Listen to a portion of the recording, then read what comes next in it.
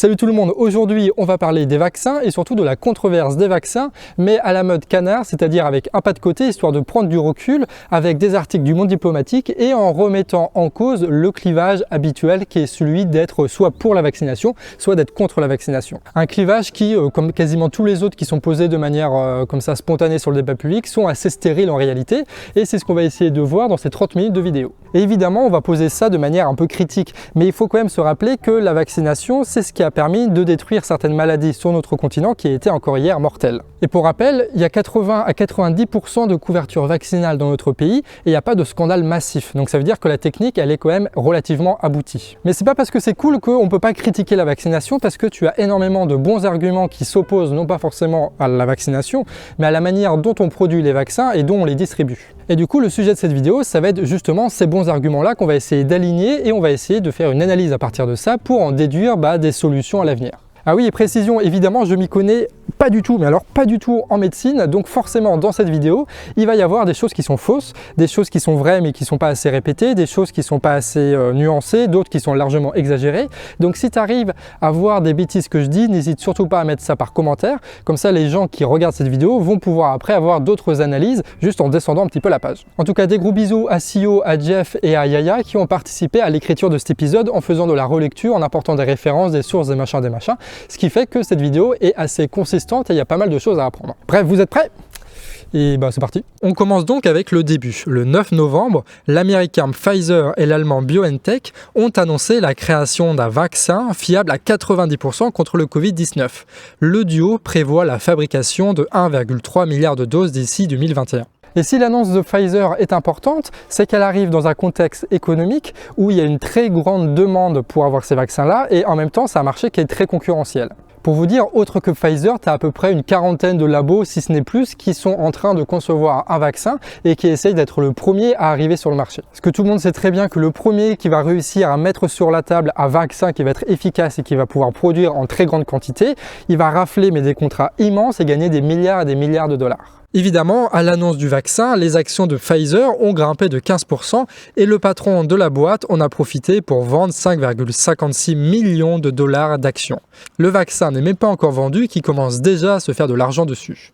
Juste après cette annonce, la Commission européenne en commande près de 300 millions de doses, en espérant ainsi pouvoir rapidement sortir du cycle confinement-déconfinement. Les premières vaccinations arriveront donc fin décembre, début janvier. Et bien sûr, ils seront achetés uniquement s'ils sont passés les tests, s'ils sont homologués, patati patata. En fait, c'est plus des précommandes. Et la Commission européenne, elle a passé ce genre de contrat avec d'autres laboratoires qui prévoient de faire un vaccin. Et si elle le fait, c'est surtout pour être sûr d'en avoir un quand il va sortir. Le problème, c'est que cette note provient d'un procédé scientifique encore imparfait qui comporte quelques problèmes que souligne Mediapart. De plus, on ne sait pas encore si ça va vraiment lutter contre la propagation du virus. Et il y a de véritables contraintes de conservation qui vont compliquer largement la campagne de vaccination. 2 jours plus tard, un labo russe balancera lui aussi des résultats précipités pour annoncer 92% de fiabilité. Et comme par hasard, tu as un autre labo qui s'appelle Moderna qui va annoncer lui 94,5%. Et du coup, les Russes ils surenchérissent par-dessus ça en disant que eux ils sont à 95%. Bref, les entreprises se positionnent sur un marché, surenchérissent et c'est pour l'instant Pfizer qui fait le plus de bruit. Mais si ce vaccin n'arrive pas à être homologué, tu en as une quarantaine d'autres dans la course, c'est donc une question de temps avant d'avoir un vaccin sur le marché. Et on l'a appris il y a peu, Macron a annoncé que la vaccination ne serait pas obligatoire. Voilà, tout ça en promettant en plus la transparence sur la question. Bon, la parole du président, ça vaut ce que ça vaut, mais c'est ce genre d'annonce sur lesquelles il peut pas trop revenir en arrière. Ce qu'il peut faire, c'est un petit peu forcer la vaccination en faisant des choses du style on peut pas prendre l'avion si on n'est pas vacciné. Mais là, il n'y a pas d'annonce encore qui est faite. Et encore une fois, en tout cas, c'est le monarque qui a pris tout seul la décision, vu qu'on est en France, tout va bien, et on verra bien ce que ça va donner. Évidemment, on se tiendra au courant sur le canard réfractaire. Obligatoire ou pas, il y a une question qui se pose, c'est de savoir qui va payer les dommages et intérêts que va avoir justement le laboratoire qui a produit ces vaccins parce que des gens auront porté plainte contre eux. Et tu me diras, s'il y a des gens qui portent plainte contre le laboratoire et qui doivent payer, c'est le laboratoire qui doit payer. Mais dans le monde des laboratoires et des vaccins, c'est pas si simple et le Figaro le montre bien. Un article du Figaro parle d'indemnisation financière de la part de l'Union européenne qui couvrira les frais des labos en cas de problème. Et ça parce que l'urgence de la situation ne permet pas la même qualité de tests en amont que d'habitude. Et ce qui est intéressant, c'est que ça concerne que la partie financière. Mais il y a une autre partie qui est celle du civil qui reste encore aujourd'hui du domaine de la souveraineté des États. Donc ça veut dire qu'un laboratoire va pouvoir être condamné en procès, et donc en civil va être reconnu comme coupable, mais c'est quand même l'Union européenne qui va payer. Donc en gros, dans le pire des cas, si les États sont un peu tatillons, la seule chose qu'on va pouvoir faire, c'est condamner presque moralement une entreprise qui, du coup, s'en fichera un peu quand même. D'ailleurs, la loi protège déjà en partie les laboratoires avec cet article du Code pénal qui permet de dépénaliser un médicament à problème si les connaissances scientifiques de l'époque ne permettaient pas d'établir la dangerosité du médicament. Et vu que ce sont surtout les labos qui font les études, on voit que ça peut poser problème. Et d'ailleurs, il s'agit d'un nouveau type de vaccin, ce qu'on appelle des vaccins ARN, que je cherche même pas à comprendre qu'est-ce que c'est tellement ça a l'air compliqué, mais en gros, ça n'a jamais été testé sur l'homme et il n'y a jamais eu un vaccin de grande ampleur qui a été conçu avec cette technique. Donc c'est un truc qui est tout nouveau. Et tant mieux, la science avance et on va pas cracher dessus. Le problème, c'est pas la théorie, c'est la pratique. La technique a de très nombreuses limites pointées par des études récentes. Difficulté à être assimilée par l'organisme, risque de réaction auto-immune, risque d'infarctus ou d'embolie pulmonaire, recombinaison du virus avec l'ARN, etc., etc. Probablement rien d'insurmontable au long terme, j'en sais rien, je suis pas scientifique. Mais ça justifie encore plus la nécessité de prendre son temps et toutes les précautions nécessaires dans cette affaire, ce que le gouvernement ne font pas vraiment en poussant la création au plus rapide des vaccins en se portant garant financièrement. Toutefois, ça expliquerait aussi la non-obligation qui a été décidée par notre monarque national. Et dans cette situation, en fait, les laboratoires, ils ont un peu le cul entre deux chaises. Parce qu'à la fois, ils doivent être le premier à vendre un vaccin et à le concevoir, ça c'est sûr, mais en même temps, ils ne peuvent pas se permettre de faire de la merde. Parce que s'ils envoient un vaccin à des centaines de milliers d'exemplaires et que tu as plein de retours négatifs de patati patata, tout le monde va leur tomber dessus. Parce que ce qu'on a vu là avec l'Union européenne qui va payer machin, en vrai, ça va marcher s'il y a que quelques cas, quelques centaines de cas. Mais si c'est quelque chose de vraiment grave qui se passe, tu penses bien que le laboratoire, il va prendre cher. Un entre-deux qui explique les résultats de la campagne H1N1 qui comportait de telles clauses. Sur les 5 millions de vaccinations, il y a eu 2600 signalements pour effets indésirables, soit un pourcentage de 0,065%. Sur ces signalements, 57 ont été indemnisés pour un total de 15 millions d'euros payés par la collectivité. Tous ces signalements ne représentent bien évidemment pas tous les cas, et tous les cas ne sont pas non plus des cas graves. N'oublions pas que cette vaccination a permis aussi d'éviter un certain nombre de morts. En prenant en compte tous ces éléments, les chiffres ne sont pas fous, mais c'est pas dramatique non plus, puisque pour maximiser les profits, il faut aussi éviter les catastrophes.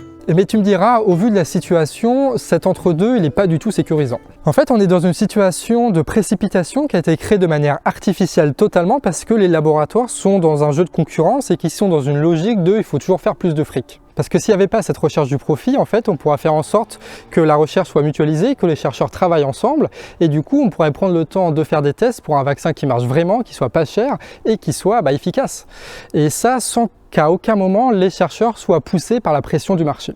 Sauf que évidemment c'est pas vraiment ce qui se passe parce que les laboratoires là ils sont privés et qu'on a besoin d'eux pour faire un vaccin. Du coup les États ils sont un peu à genoux devant eux, ils acceptent tout et notamment toutes leurs conditions financières et judiciaires. Bref, ce qu'on voit avec cette histoire, c'est qu'il y a une contradiction entre le mode de production capitaliste des vaccins et en général des médicaments et donc en général de Big Pharma et l'intérêt général.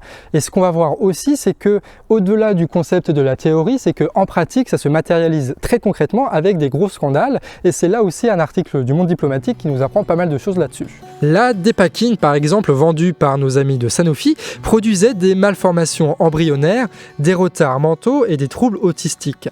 Commercialisé en 67, on connaît ses effets depuis au minimum les années 80 et les médecins probablement depuis plus longtemps encore. Il faudra attendre 2010 pour que l'information soit mise sur les boîtes et 2020 pour que le labo soit mis en examen pour tromperie aggravée et blessure involontaire, soit 53 ans après la commercialisation du médicament. Et là, on voit que le débat autour de la liberté de prescrire est assez intéressant et pas aussi facile que ça en a l'air, parce que c'est typiquement ce genre de situation où une interdiction de prescrire totale aurait été plutôt bénéfique pour tout le monde. Parce qu'il est assez facile d'autoriser ou d'interdire la circulation d'un médicament, mais il est beaucoup plus difficile d'essayer de convaincre un médecin qui est peut-être corrompu par les labos de ne pas prescrire ce médicament ou pas. Il y a aussi le Mediator qui a été commercialisé entre 1978 et 2009. Le médicament devait soigner le diabète, mais il s'est révélé inefficace et cher. Il sera alors proscrit comme coupe-faim, sauf que ça provoque des problèmes cardiaques. Et si le laboratoire a réussi à maintenir sa commercialisation, c'est grâce à la corruption. Autre affaire, en 2001, une étude prouve l'utilité d'un antidépresseur pour les enfants et les adolescents. Manque de peau, le British Medical Journal, avec l'accent qui va bien, reprend les chiffres et prouve l'inverse. Le médicament augmente le risque de suicide. L'étude de base avait été signée par 22 experts qui n'avaient pas participé à la rédaction. Elle a été écrite par un auteur fantôme rémunéré par le labo. Un labo qui a fini par payer une amende de 3 milliards de dollars. Dernier cas, aux États-Unis, une boîte sort un anti-inflammatoire avec une grande campagne de publicité. En 5 ans de commercialisation, ils auraient pourtant participé à la mort par arrêt cardiaque de plusieurs dizaines de milliers de personnes. La source du problème, les études étaient réalisées et truquées par les labos. Et cette liste, bien sûr, elle n'est pas exhaustive. Bref, ces histoires, ça montre qu'il y a un vrai problème de conflit d'intérêts dans les laboratoires pharmaceutiques et que tous les incidents qu'il y a eu là, justement, c'est pas des accidents, c'est pas un manque de peau, c'est qu'il y a un vrai problème structurel avec les labos pharmaceutiques. Tout ça, ça vient du fait qu'un laboratoire va essayer de maximiser son profit et donc forcément truquer au maximum les études pour généraliser un médicament, même si son truc est pas trop fiable. Vaut mieux qu'il soit fiable, comme on l'a vu au début, tu sais, parce que sinon il se prend des procès, mais cet entre-deux-là, des fois, ça provoque des vraies catastrophes. Mais ça pose aussi la question de comment est-ce qu'on valide un médicament pour être sûr qu'il est fiable, comment on fait en sorte que la recherche soit réellement indépendante, et du coup ça pose, comme on a vu, la question de la liberté de prescription des médecins. Et ça montre aussi que, qu'on le veuille ou non, l'autorité scientifique et les autorités sanitaires ne sont pas totalement indépendants et ne sont pas incorruptibles. Il y a des cas très précis qui montrent que ça merde quoi. Il n'y a pas besoin d'exagérer ça ou de généraliser ça partout pour dire que ça pose de sacrés problèmes. Des problèmes qui ont été révélés et tout le monde est au courant de ça et donc forcément ça s'est inscrit dans la culture populaire. Et forcément cette culture populaire là, quand elle a affronté le problème du Covid-19, ça a généré un événement médiatique très intéressant. Et oui, messieurs dames, on va parler pour la première fois de Didier Raoult. Ouais, juste un petit peu. Raoult n'est pas né médiatiquement par hasard, mais il a été nourri par l'incapacité du corps médical de se dépêtrer de ses accusations de corruption et de se positionner clairement sur la chloroquine. Et forcément, quand tu as un gars qui tient l'antenne comme Raoult et qui n'hésite pas à mettre sur la table les préconisations médicales pourtant d'usage, tu te retrouves avec une politique sanitaire en plus de tout le bordel déjà ambiant. Une impuissance si bien incarnée par la revue prestigieuse The Lancet, qui a publié un article contre la chloroquine en admettant peu après ne pas pouvoir garantir la véracité de ses sources. Ou alors par Karine Lacombe, qui est la chef de service des maladies infectieuses d'un hôpital parisien. Elle alerte sur plein de plateaux sur le danger de la chloroquine, mais elle est elle-même dans une affaire de conflit d'intérêts avec un laboratoire américain qui a une molécule concurrente. Bref, un corps médical fort aurait pu répondre par le haut aux pratiques du médecin marseillais, mais elle s'est révélée totalement incapable, noyée dans ses contradictions. Bon, évidemment, c'est pas que ça la médecine, il y a eu plein d'autres avancées qui étaient super cool et notamment pour gérer la crise du Covid. Mais vu que là, on parle de l'effet médiatique, on va se concentrer sur ce clivage. Raoult a pointé de manière assez contestable un problème qui pourtant est bien réel et qui aurait dû être réglé depuis bien longtemps. Ce problème, c'est la présence d'un parasite dans le corps médical, celui de la force des laboratoires pharmaceutiques privés. Des laboratoires au centre des enjeux qui lient la publicité, la recherche, la formation, les médicaments, les investissements médicaux et la souveraineté sanitaire. Un pouvoir immense et à côté, il y a bien peu de contrôle. Par exemple, au conseil scientifique, plutôt que de se débarrasser des influences, comme ils appellent ça, ils préfèrent faire la différence entre un lien d'intérêt et un conflit d'intérêt. Et ça de manière visiblement assez hypocrite. Or, le diplôme précise que les médecins qui recevaient des cadeaux des labos étaient bien plus enclins à favoriser les entreprises généreuses, même si le médicament n'était pas adapté à la pathologie et même si ça coûtait plus cher à l'assurance santé. Et du coup, là, la sécurité sociale, santé, machin truc, elle joue un rôle assez particulier parce qu'à la base, c'est quelque chose de très anticapitaliste, tout ce que tu veux. Mais là, dans les faits, ça permet aux laboratoires de monter les prix prix sans que les clients s'en aperçoivent vraiment parce qu'ils sont en partie remboursés, et ça permet de faciliter la prescription de médicaments qui sont trop chers par les médecins. Donc très concrètement, une partie de la fortune de Sanofi aujourd'hui est constituée grâce à la sécurité sociale médicale. Et évidemment, le truc, c'est pas d'arrêter la sécu, c'est de généraliser au maximum la sécu et faire en sorte d'avoir des médicaments qui soient le moins cher possible, le plus efficace possible.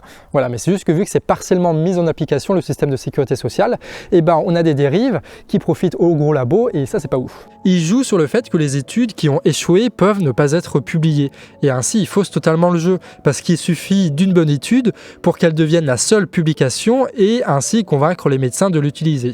En tout, près de la moitié des essais cliniques sont gardés au fond d'un tiroir. Et si d'autres personnes veulent travailler sur les vaccins ou sur les molécules, ils doivent forcément passer par ces mêmes labos. Des labos qui ont d'ailleurs l'initiative pour orienter la recherche sur ce qui est rentable pour elles, au détriment de l'utile. Au point où la revue Proscrire, qui est une revue indépendante qui parle de médecine, tout ça, nous apprend que seuls 7% des nouvelles indications ou spécialités produites par les labos entre 2007 et 2019 étaient utiles. 17% apportaient seulement un progrès minime, près de 60% étaient inutiles et 16% étaient néfastes.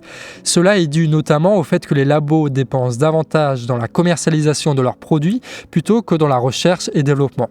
Et pourtant, les laboratoires pharmaceutiques sont les deuxièmes bénéficiaires des aides de l'État, autant d'argent non attribué aux instances publiques. Et bien sûr, face à tous ces scandales, et notamment avec le Mediator, tu as des organisations qui sont montées, tu as des gens qui luttent contre ça, et ils obtiennent même des victoires législatives, notamment celles qui obligent les laboratoires à déclarer les cadeaux qu'ils font aux experts. Et c'est notamment grâce à ce combat-là qu'on sait qu'aujourd'hui, quel médecin est plus ou moins corrompu par quel laboratoire, parce que ça ne va pas de soi normalement. Ce qui montre bien que c'est assez subtil en fait cette histoire parce que on aimerait bien dire que les laboratoires c'est l'État, que l'État il sert totalement les intérêts machin, mais tu vois que tu as plein de forces contradictoires au sein de notre population, notre société, qui fait que des fois ça sert des intérêts et des fois ça sert des autres intérêts. Et là c'est bien une preuve que l'État peut légiférer contre les labos. Mais les informations publiées par le site de Transparence Santé tardent et elles doivent être traduites par des bénévoles pour être digestes.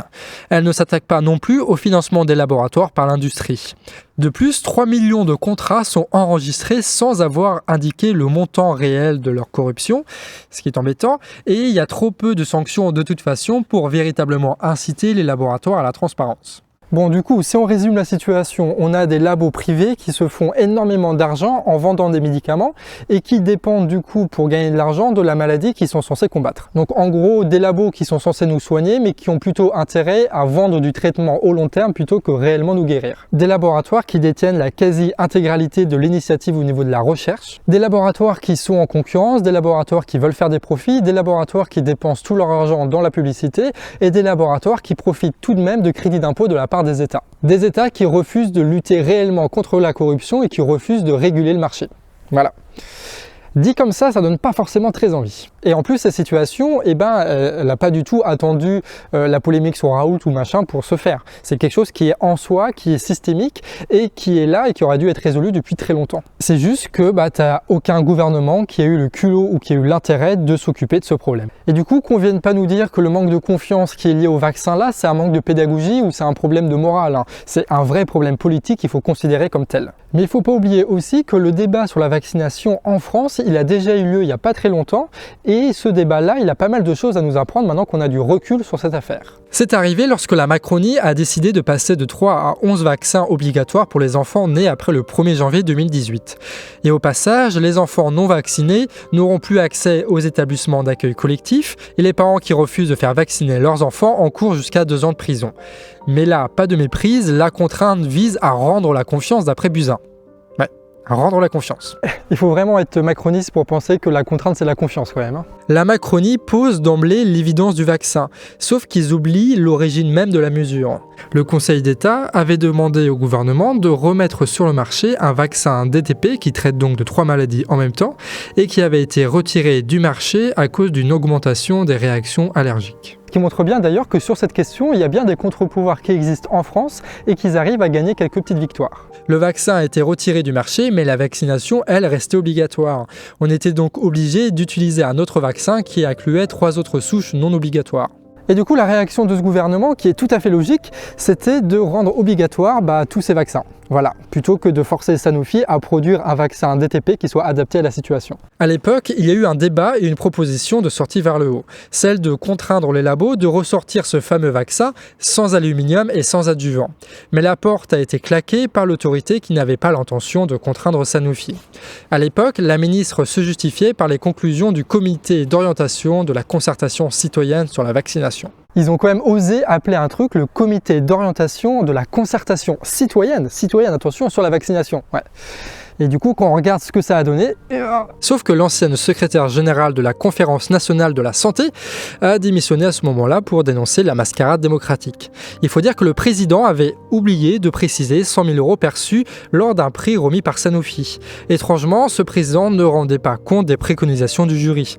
Lorsque celui-ci jugeait que l'obligation vaccinale pouvait être contre-productive sans acte de confiance et qu'il serait plus intéressant d'aller vers le sans adjuvant, le président affirmait l'efficacité et la nécessité des adjuvants dans les vaccins, soit plus ou moins l'inverse. Bon, évidemment, la question des adjuvants et de l'aluminium, c'est des choses qui sont hyper complexes et on va pas du tout apporter une réponse à cette question dans cette vidéo. Ce que je sais, c'est que la majorité des vaccins en France se font sans adjuvant. Mais est-ce qu'on peut généraliser cette pratique? Je sais pas. Je sais aussi que l'aluminium peut être dangereux à long terme et que c'est difficile à diagnostiquer. Mais est-ce qu'on peut enlever l'aluminium de tous les vaccins? Je sais pas. Ce qui est sûr en tout cas, c'est qu'aujourd'hui, il n'y a pas suffisamment d'études et de contre-études pour clairement se positionner sur la question. Mais du coup, ça pose un souci. Comment ça se fait qu'on n'ait pas de réponse là-dessus? Comment ça se fait qu'il n'y a pas des études et des tas d'études et de contre-études et de tout ce que tu veux qui ont été faites pour répondre définitivement et très précisément sur ces questions? Tout simplement parce que les labos, ils n'ont pas du tout intérêt à répondre à ces questions. Non pas forcément qu'il y a des trucs à cacher, mais qu'il n'y a pas d'argent à investir là-dedans parce que ça ne rapporte pas et parce que les vaccins qu'ils ont déjà mis en place là, ils les produisent pour pas cher et ça marche. Donc ils ne vont pas investir en plus de l'argent pour répondre à quelques questions. Le souci, c'est que ce sont principalement les labos qui dirigent les recherches médicales. Et tant que ce sera le cas, on ne pourra pas répondre très précisément à ce genre de questions, tout simplement parce que nous, en tant que société, on n'a pas du tout les moyens de faire ça. Enfin, on a les moyens, mais ils sont captés, tu m'as compris. Du coup, encore une fois, la question de la confiance, en réalité, c'est la question de comment est-ce qu'on gère la production des vaccins et quelle place on donne aux laboratoires privés.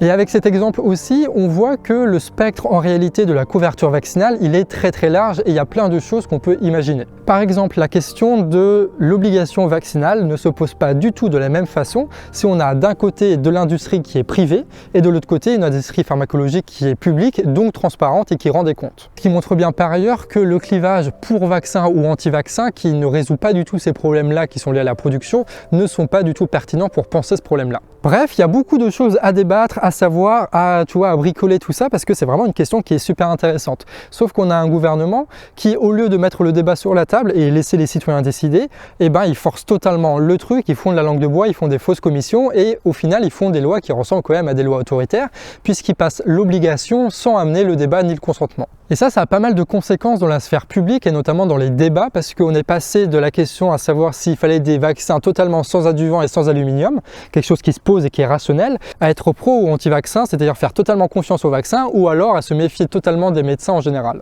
Et ça, c'est le même processus qui s'est passé qu'on a décrit avec Hold Up, c'est-à-dire qu'en gros, le manque d'information, ça a poussé à une radicalité du débat qui n'était absolument pas nécessaire et qui ne permet pas de penser le problème dans toutes ses facettes. Bref, ce manque de confiance dans les autorités sanitaire et gouvernementale, elle a une histoire et elle se pose dans une dynamique qui a été créée pas que par ceux qui critiquent la science, mais aussi par ceux qui nous gouvernent. Et cette dynamique-là, elle existe aussi en Afrique et c'est le monde diplomatique qui en parle. Dans ce court article, le Diplo montre le manque de confiance des populations à l'encontre des labos pharmaceutiques. Son origine vient en partie de l'énorme problème de la contrefaçon liée à un manque de régulation qui est à l'origine de centaines de milliers de morts par an dans le monde.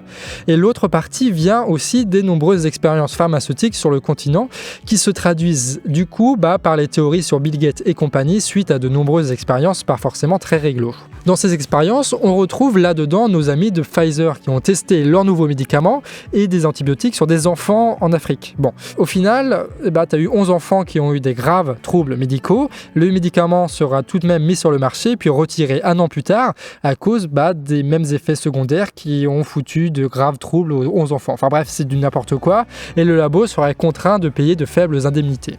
Mais il y a encore un autre exemple qui est plus intéressant que ça et ça se trouve en Afrique du Sud. La population là-bas a été victime de nombreuses expérimentations, parmi lesquelles un test d'armes bactériologiques dans les années 80, dont le concepteur vante le mérite d'ailleurs en ces mots, pas une seule victime n'a pu déboucher sur une indication claire du poison. Voilà, un type charmant. Du coup, la réaction pendant un temps du successeur de Mandela, c'était de refuser catégoriquement les traitements anti-sida, désignés comme une maladie de blanc destinée à tuer des noirs, et préconisait un mélange de betterave et de gingembre pour se soigner. Il dénonçait aussi les pressions de la CIA pour introduire les traitements dans son pays. Du coup, deux réactions face à cette histoire. Bon, déjà que comme en France, la méfiance envers les médicaments, les vaccins, les labos pharmaceutiques, c'est quelque chose qui appartient à une histoire, ça ne sort pas de nulle part. Parce que la réaction qui est décrite dans cet article par rapport à un vaccin sur le Covid-19 aurait été totalement différente si toutes ces histoires et tous ces scandales n'avaient pas eu lieu. Donc, indépendamment de la pertinence de tel ou tel traitement, c'est bien une question de confiance qui se pose, et la confiance, c'est pas quelque chose qui s'impose, c'est quelque chose qui se démontre. Deuxièmement, on va prendre le parti du président de l'Afrique du Sud. Là, on va faire un roleplay, tu sais, on va s'imaginer que, je ne sais pas si c'est vrai vraiment, mais là, on va l'affirmer pour le besoin du truc, que la CIA a bien voulu faire du lobbying pour forcer l'Afrique du Sud à prendre le traitement contre le sida. Bon, si on s'imagine ça, encore une fois, je ne sais pas si c'est vrai, mais si on s'imagine ça, quel est le choix réel du président sud-africain dans ce contexte-là? Parce que l'épidémie de sida, elle est bien là, ça fait bien un carnage dans son pays, donc il faut quand même faire un traitement. Mais si tu as d'autres trucs qui sont à faire, sans traitement, c'est galère. Et la betterave, c'est sympa, ça évite les coups de mou, mais ça ne traite pas du sida. Du coup, la question, c'est est-ce que oui ou non, il pouvait se passer de l'aide américaine? Eh ben non, tout simplement parce que dans son pays, il n'y avait pas les laboratoires suffisamment perfectionnés, suffisamment industrialisés pour permettre de trouver une réponse qui soit massive au problème du sida. Donc en fait, pour la question de l'État à grande échelle, c'est même pas une question de confiance cette fois-ci, c'est une question de souveraineté industrielle. Tant que l'Afrique du Sud ne pouvait pas produire eux-mêmes leurs médicaments, ils ne pouvaient faire autre chose que d'accepter l'aide étrangère qui pouvait importer des médicaments pour soigner cette merde-là. Bon, là on sort du roleplay, mais nous on se retrouve un peu dans cette même situation. Sauf que le problème, c'est pas que les laboratoires soient américains. Le problème, c'est que les laboratoires sont privés et qu'ils ont un intérêt financier à ne pas forcément fournir la solution la plus optimum par rapport à l'intérêt général, mais plutôt la solution optimum par rapport à leur intérêt financier. Du coup, la grande question de ce débat-là, c'est pas de savoir si on est pour ou contre la vaccination. La vraie question, c'est de savoir est-ce que oui ou non, c'est à des acteurs privés de gérer la recherche, le développement, la fabrication et la distribution des médicaments et des vaccins. Tout le reste de la vidéo n'était qu'une introduction à cette question. Puis surtout, c'est un peu du foutage de gueule parce qu'en vrai, tu as un vrai intérêt humaniste fort à produire des médicaments qui soient fiables et qui soient peu chers pour que tout le monde puisse avoir accès à ces trucs-là. Du coup, les chercheurs, en vrai, c'est pas l'argent qui devrait les motiver, c'est pas l'argent qui les motive. Il y a vraiment moyen de faire quelque chose qui soit totalement en dehors du profit, qui soit fonctionnel. Tu vois, c'est pas comme si c'était une industrie qui servait à rien, qui n'avait pas de sens et que du coup l'argent c'est le seul sens que tu peux donner à cette industrie. Là, le vrai sens de l'industrie c'est de sauver des gens et ça devrait suffire. Et normalement, ça suffit, sauf que l'argent a tout corrompu là-dedans. Et surtout que c'est un gros bordel quand même de fabriquer des médicaments, ça demande de la recherche de pointe et tout ça et du coup, forcément, tu te retrouves dans une situation où c'est monopolistique parce que tu as besoin d'investir énormément dans des machines qui coûtent très cher, tu accumules du savoir qui met des années à se faire et du coup, tu arrives dans une situation de monopole. Donc la question, c'est pas de savoir si oui ou non on veut rendre ça public ou privé, machin, c'est est-ce qu'on veut un monopole privé comme c'est le fait maintenant aujourd'hui quasiment, où tu as que quelques laboratoires qui gèrent tout ça, ou est-ce qu'on veut des monopoles publics, c'est-à-dire qu'on va pouvoir gérer nous-mêmes et imposer nous-mêmes nos codes et nos intérêts. Bref, le message de cette vidéo, c'est que probablement on place mal le clivage sur la question de la vaccination. Par exemple, ceux qui ont peur des vaccins, beaucoup vantent les mérites de la chloroquine et seraient prêts à en prendre si c'était faisable. La différence de réaction de ces gens entre les vaccins de Pfizer et la chloroquine de Raoult, c'est la question de la confiance, pas du refus de la science ou de la médicalisation. Après, on peut avoir confiance pour de mauvaises raisons, mais c'est là un autre débat. Ce que je dis, c'est que c'est un problème de confiance qui doit être considéré comme tel si on veut le régler. Et durant toute cette vidéo là, il y a une question qui est un peu en suspens et qu'on va poser là, c'est que pourquoi est-ce qu'on devrait faire confiance à des entreprises privées pour produire des médicaments et pour être sûr que ces médicaments soient véritablement fiables? Pourquoi est-ce qu'on ne pourrait pas mener toutes les études qui sont nécessaires pour être sûr qu'un médicament soit à la fois utile et véritablement fonctionnel? Bon, évidemment, ça marche un petit peu parce que tous les médicaments qu'on prend, c'est pas des poisons et tout ça, parce que comme on a vu, il y a des intérêts aussi pour pas que ça fasse scandale. Mais on devrait même pas dépendre de ces intérêts-là. En fait, pourquoi est-ce qu'on laisse exister des lobbies comme les lobbies pharmacologiques qui n'ont absolument aucun intérêt pour le bien commun. Bon, on va faire un deuxième jeu de rôle. Imaginez que les vaccins étaient produits par des entreprises publiques, transparentes, qui sont totalement indépendants des financiers, qui ne recherchent pas le profit et qui sont en plus contrôlés de bout en bout par des citoyens. Et si les tests étaient suffisamment poussés et qu'ils étaient totalement transparents pour prouver l'efficacité et la non-dangerosité d'un vaccin. Et si la campagne de vaccination donnerait lieu à un audit qui permettrait de savoir combien il y a eu d'effets secondaires, tout ça, de manière totalement transparente, complète et accessible à tous. Et si pendant tout le long, tout le temps même, il y avait une éducation populaire qui était mise en place pour rendre accessibles ces données, qu'il y ait plein d'opinions différentes qui se construisent à partir de ces données rendues publiques et faire en sorte finalement que chacun puisse se construire un avis indépendamment de telle ou telle personne, de tel groupe ou de tel lobby. Est-ce que dans ces conditions, la question de l'obligation vaccinale ne se poserait pas de manière totalement différente? Et en plus, le truc fou qui se ferait, c'est que le clivage, il se poserait pas du tout comme maintenant. Le clivage, il se poserait sur est-ce qu'on est pour des vaccins qui soit créé dans les conditions optimum de sécurité pour tous, ou alors est-ce qu'on est totalement contre le principe en général du vaccin? Alors qu'aujourd'hui, on est dans un clivage qui est beaucoup plus flou que ça, ce qui le rend très dur à aborder. Et c'est dommage. Et du coup, dans nos débats, je pense qu'on a plutôt intérêt à poser la question de la déprivatisation totale du système de santé plutôt que de poser la question de l'obligation au début. D'abord, on règle le problème de la production, après on se concentre sur le problème de l'obligation. Surtout que le mot déprivatisation, c'est pas un mot magique qui veut rien dire. Il y a vraiment des propositions très concrètes qui se font avec ce mot-là. Comme en Italie, où ils ont créé une taxe sur la commercialisation des labos qui finance un fonds pour une recherche publique du médicament. Et vu que c'est public, ils peuvent imposer des normes qu'ils veulent, notamment la publication intégrale de leurs données et de leurs études. On peut penser aussi au monde du logiciel libre qui publie les codes de manière transparente et accessible à tout le monde. Si on avait du coup des instances publiques de recherche, on pourrait très bien dire que les médicaments qui en découlent seront en open source comme les vaccins et comme ça il n'y aura pas de doute sur leur composition ni sur leur fabrication. Mais il y a une autre idée beaucoup plus ambitieuse que ça qui a été émise il y a quelques années. En 2013, le Diplo causait de la pertinence d'un traité international qui remettrait en cause tout ce bazar. Dans ce traité fictif, la recherche serait financée par les pays signataires pour produire des connaissances en libre accès et non pas brevetées par des entreprises privées. L'ensemble des acteurs publics, universitaires et des entreprises privées auront accès aux mêmes connaissances et bénéficieront de subventions pour mettre en commun leurs découvertes. Parce que pour le moment, on a une recherche qui est publique, qui est sans doute pas assez forte et qui permet surtout après à des labos pharmaceutiques de breveter ce qui a été découvert, ce qui fait que la collectivité en réalité elle paye deux fois. Elle paye la première fois pour la recherche qui est publique et la deuxième fois elle paye les profits des actionnaires de l'entreprise. Ce qui montre bien déjà qu'un système de santé déprivatisé, déjà ce sera mieux pour tout le monde mais surtout ce sera sans doute même plus rentable que ce qu'on a en ce moment. Le rapport parle aussi d'user de manière intelligente de partenariats publics-privés pour mettre à disposition et à moindre frais certains produits. Autre point, l'incitation au brevet permet en ce moment-là, dès le début à une industrie, d'être en situation de monopole. L'idée serait alors de distribuer les primes sur le produit final et pas au moment de sa conception. La récompense financière ne sera donc pas due au monopole du marché, mais due à la pertinence de telle ou telle avancée. Des avancées qu'on pourra décider de manière politique et pas de manière économique. Encore une fois, la cotisation permet de répondre aux problèmes du financement de l'économie tout en l'orientant vers l'intérêt général.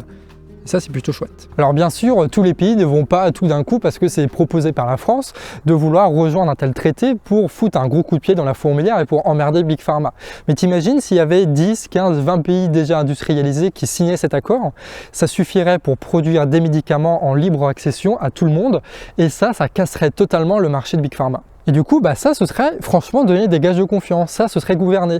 Alors oui, ça va entraver les profits d'un lobby qui est très puissant. Mais en même temps, si ce lobby qui est très puissant entrave l'intérêt général, c'est le devoir des gouvernants de faire ce qu'il faut pour aller jusqu'au bout, quoi. C'est pour ça d'ailleurs qu'on a des gouvernants, c'est pour pouvoir faire pression contre ceux qui veulent gouverner à notre place. Surtout que là, il y a le vaccin qui arrive du Covid-19, tout ça, mais on est dans une situation où il y a une défiance totale de l'autorité qui est en train de dévier petit à petit sur une contestation de l'autorité médicale et scientifique, même si c'est pas du tout abouti et tant mieux. Et en plus de ça, avec une technique qui est le vaccin par ARN, qui fait que c'est pas encore fonctionnel, c'est la première fois qu'on va le tester et donc ça fait beaucoup d'éléments à la fois contextuels et techniques qui font que il va falloir donner des gages de confiance. Et tant que ces gages de confiance là ne sont pas donnés, le problème ne sera pas résolu. Et c'est pour ça que l'obligation n'est pas le cœur du problème. Surtout que dans l'écriture de cette vidéo, on s'est rendu compte que c'était quand même difficile de se renseigner sur ce sujet. Un flou qui donne une grande importance aux intermédiaires, ceux qui vont trier et interpréter l'information. Ça peut autant être des gens honnêtes que des gens qui sont carrément moins fiables et qui profitent de cette situation pour balancer un autre message à côté. Du coup, il nous faut de l'éducation populaire sur cette question. C'est pas compliqué, c'est même indispensable qu'on sorte des clivages abrutissants et opiniâtres pour aller vers une véritable appropriation collective d'un sujet compliqué certes, mais indispensable tout de même.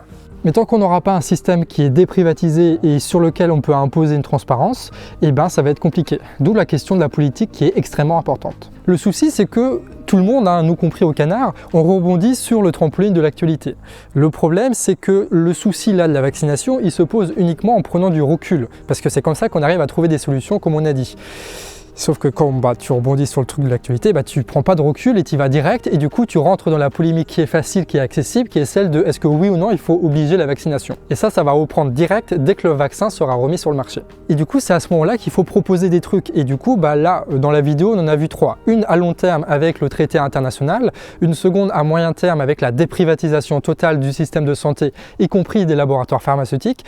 Et le troisième, ça peut être des contrôles qui soient publics, transparents et contrôlés par des citoyens pour s'assurer qu'un vaccin est réellement fonctionnel avant de le mettre sur le marché et encore plus avant de le rendre obligatoire, même si c'est pas vers là que la France se tourne actuellement. Et du coup, c'est déjà 3 propositions qui pourront enrichir nos conversations pendant les repas de Noël. Et un autre truc aussi intéressant, on finit avec ça, mais en gros, c'est un peu pareil que Hold Up, c'est parce qu'on interdit les débats que les bons arguments et les mauvais arguments se mélangent dans une même opinion qui devient très facile à transmettre sur Facebook et tout ça, ce qui fait que ça caricature les débats. Du coup, on a tous intérêt, même si la vaccination c'est quelque chose de cool en soi, de remettre en question toujours ce truc pour laisser les arguments s'exprimer et ne pas avoir une frustration de on n'a pas le droit de dire des choses. Ce qui fait qu'il ne faut pas interdire une pensée, il ne faut pas interdire un argument, il faut y répondre argument contre argument, argument contre argument si tu veux développer une pensée. Voilà. Et c'est un peu l'approche qu'on essaye d'avoir ici, de ne pas être pour ou pas être contre, mais essayer de développer des idées. Et surtout qu'on gagnerait tous, et tous, c'est pas méprisant ce que je dis parce que ça concerne vraiment tout le monde sur le coup, on devrait plutôt considérer une opinion par rapport à son utilité pour le bien commun et au fait qu'elle soit fiable et qu'elle soit solide, tu vois, plutôt que de juste considérer le plaisir qu'elle nous procure quand on l'exprime. Voilà. Ça concerne beaucoup de personnes, je laisse en suspens cette phrase. Et c'est là-dessus qu'on termine, voilà. Donc je pose tous ces arguments un peu brouillons sur la table, tu prends ce que tu veux, voilà, il y a plein de liens en description si tu veux aller plus loin. Et évidemment, le plus intéressant, ça reste encore d'aller dans la section commentaires pour débattre, pour discuter, pour améliorer le discours que j'ai dit ou le contredire. En attendant, on va se quitter là parce qu'il fait nuit noire et je suis pas sûr de retrouver mon chemin. Des bisous, à la prochaine, c'était le Canard Réfractaire.